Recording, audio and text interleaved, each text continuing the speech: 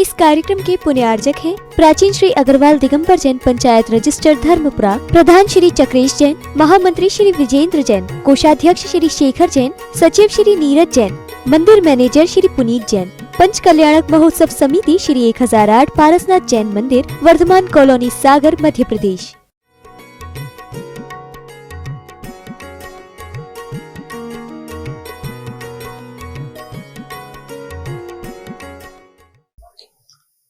समावेश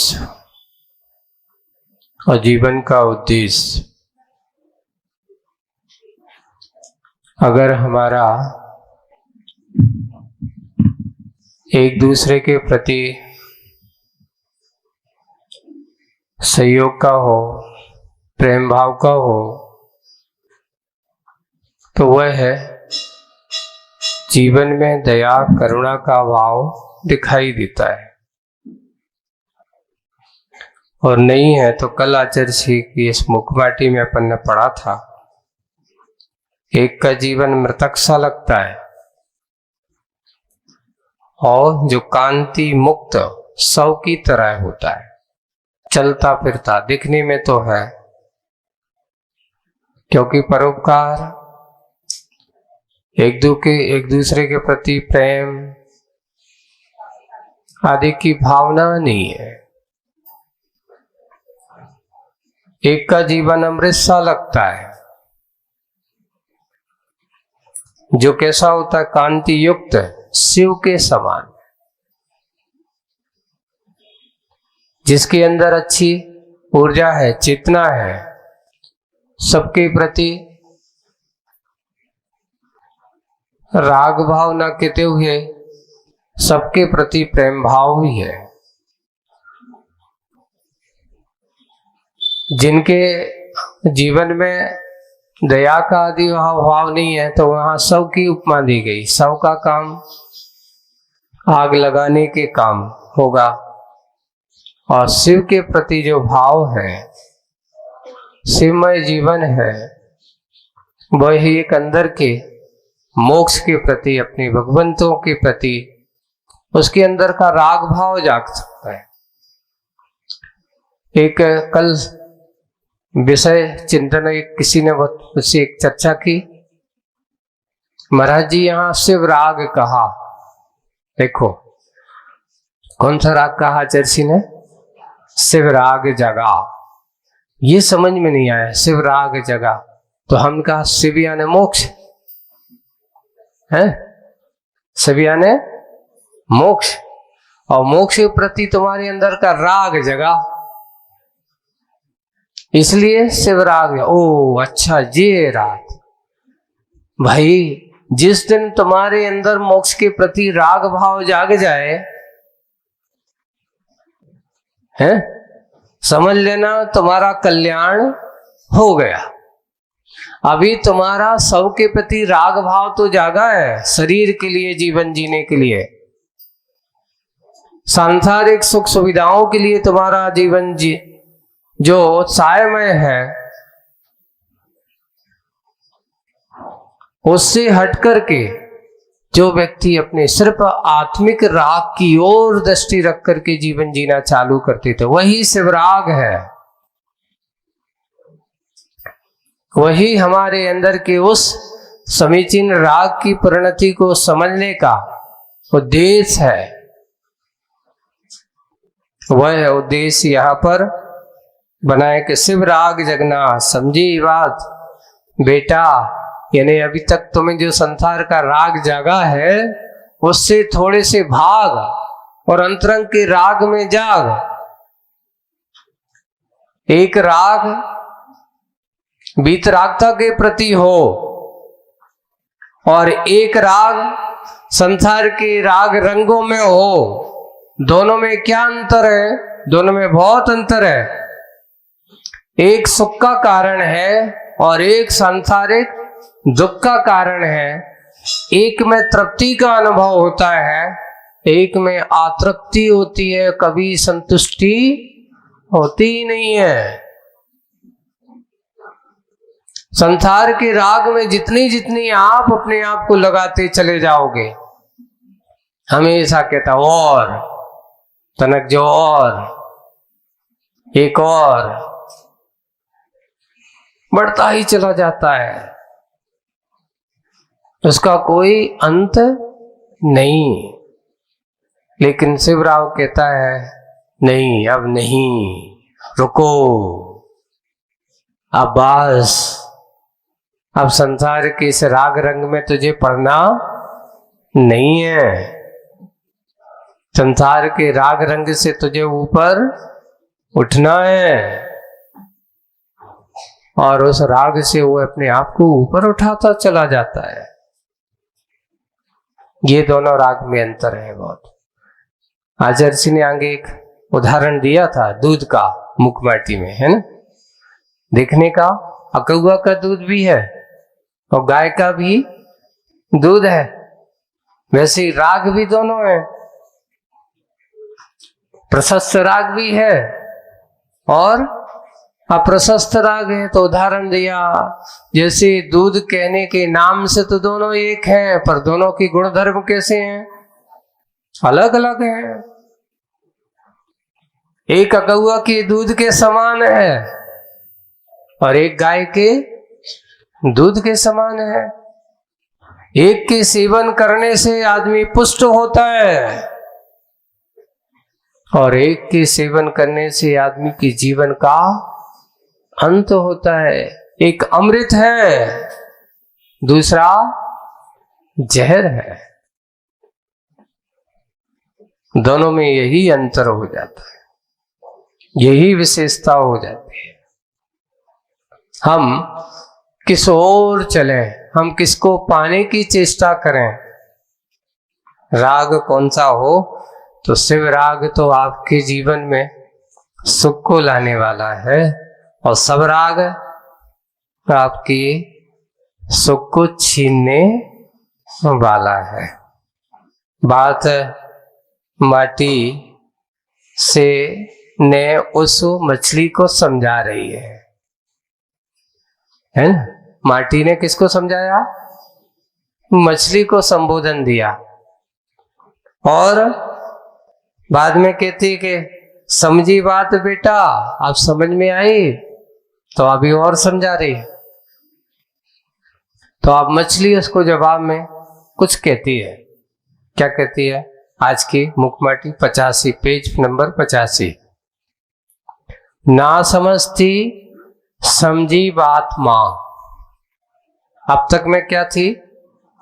ना समझ थी, समझी बात मां, उलझी थी अब सुलझी मां। पहले मैं बहुत उलझी हुई थी, अब आपकी बात सुनकर के मैं बहुत कैसी हो गई हूं, सुलझ गई हूं, सुलझी मां। अब पीने को जल तत्व की अपेक्षा नहीं, अब मुझे पीने के लिए पानी या जल तत्व की अपेक्षा नहीं है। अब जीने को बल सत्व की अपेक्षा नहीं है कि मेरी शक्ति बढ़ जाए, मैं बलवान जवान हो जाऊं, ऐसा हो जाऊं। अब बल सत्य की अपेक्षा नहीं है। टूटा फूटा फटा हुआ यह जीवन, कैसा?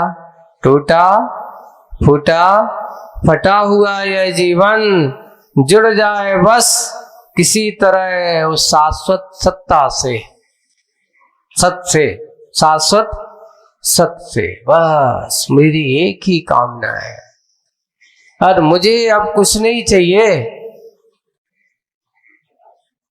मुझे और कोई कामना नहीं। मेरा तो एक ही भावना है अब कि ये मेरा टूटा फूटा जीवन जुड़ जाए बस किसी तरह उस शाश्वत सत्य से, मेरा सातत्य चित्त से बेजोड़ बन जाए बस। अब सीने को सुई सूत्र की अपेक्षा नहीं है। अब मुझे कोई सीने के लिए कोई सुई और सूत्र की जरूरत नहीं है। अर्थात यहां वो मछली ने ये भावना वही है, ये कहा है कि मुझे अब शाश्वत सत्य से अपना संबंध जोड़ना है। और कोई नहीं, किसी प्रकार की कोई चाह नहीं है, कोई कामना नहीं है। आचार्य श्री ने एक दोहा लिखा, उससे जब पूछा गया, ये महाराज ये समझ में नहीं आई। देखो आप लोग 24 वगन दोहा दोहन में पढ़ते, ना तो सुर सुख चाहता, ना तो सुर सुख चाहता, शिव सुख की ना चाहे।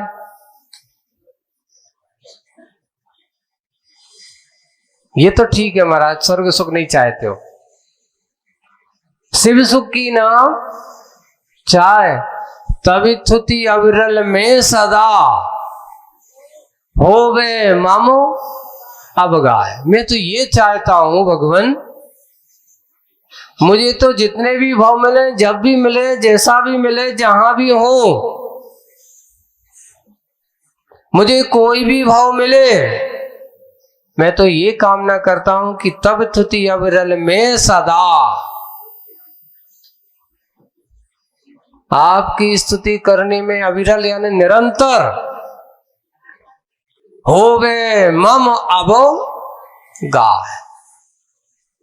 मेरे लिए एक सौभाग्य मिलता रहे कि आपकी स्तुति करने के लिए मुझे ये मनुष्य जन्म हो चाहे कोई जन्म, मेरा मन आपकी स्तुति करने में सदा लगा रहे जब तक मैं रहूं।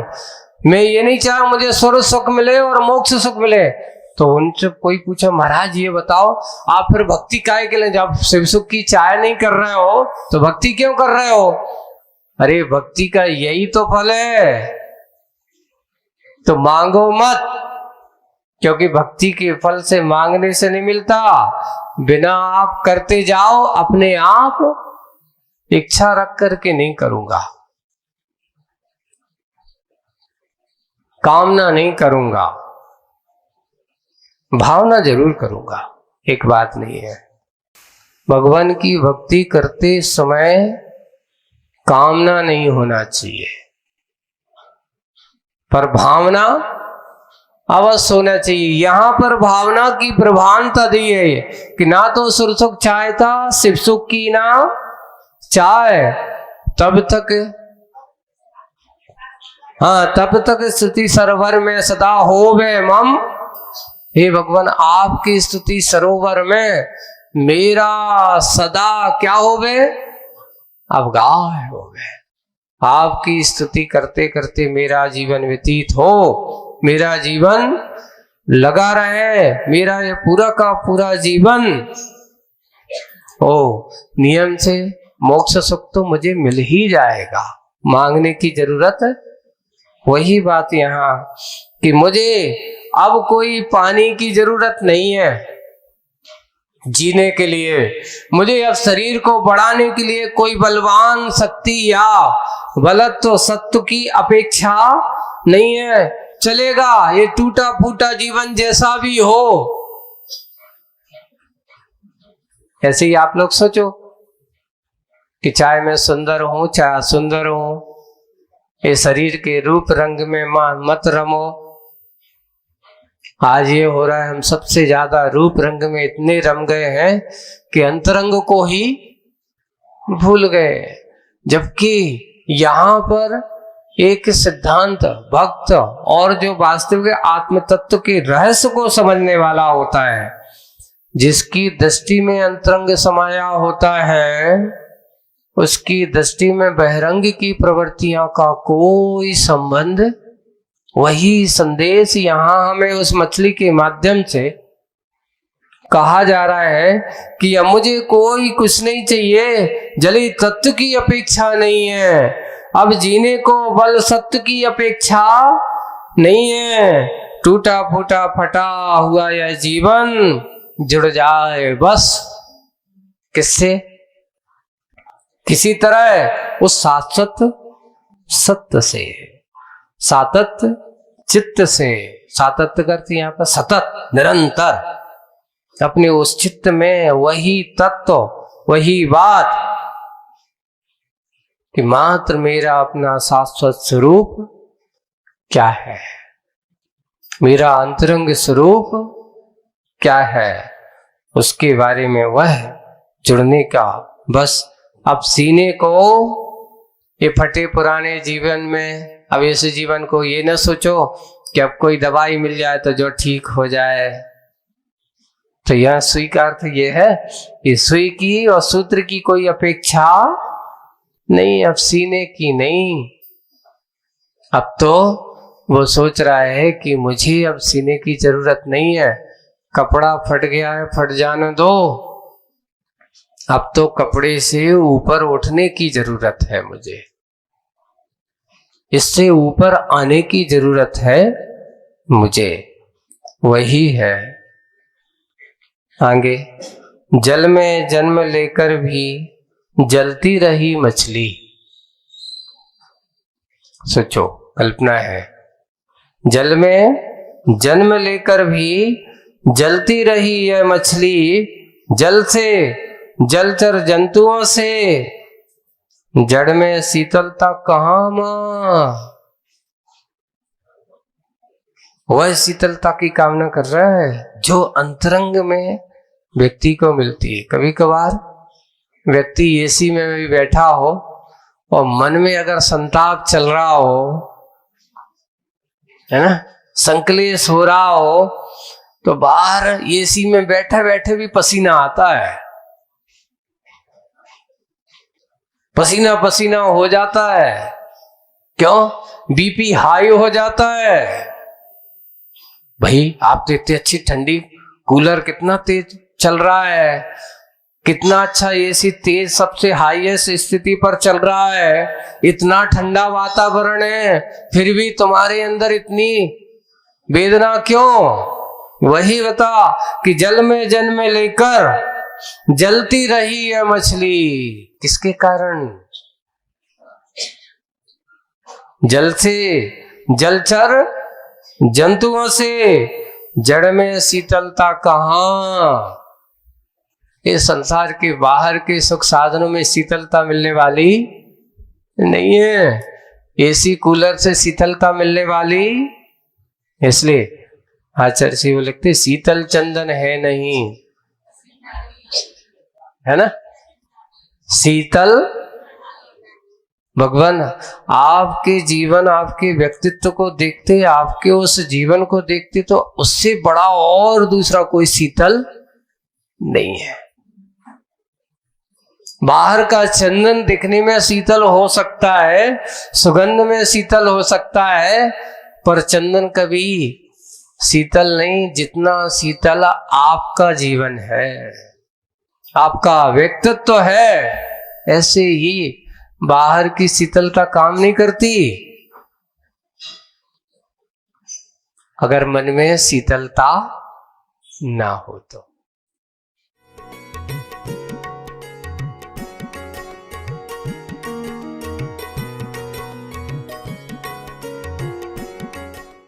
इस कार्यक्रम के पुण्यार्चक थे प्राचीन श्री अग्रवाल दिगंबर जैन पंचायत रजिस्टर धर्मपुरा, प्रधान श्री चक्रेश जैन, महामंत्री श्री विजेंद्र जैन, कोषाध्यक्ष श्री शेखर जैन, सचिव श्री नीरज जैन, मंदिर मैनेजर श्री पुनीत जैन, पंच कल्याणक महोत्सव समिति श्री 1008 पारसनाथ जैन मंदिर, वर्धमान कॉलोनी, सागर, मध्य प्रदेश। लगभग 1850 वर्ष पूर्व संस्कृत के आद्य कवि आचार्य समंतभद्र स्वामी द्वारा रचित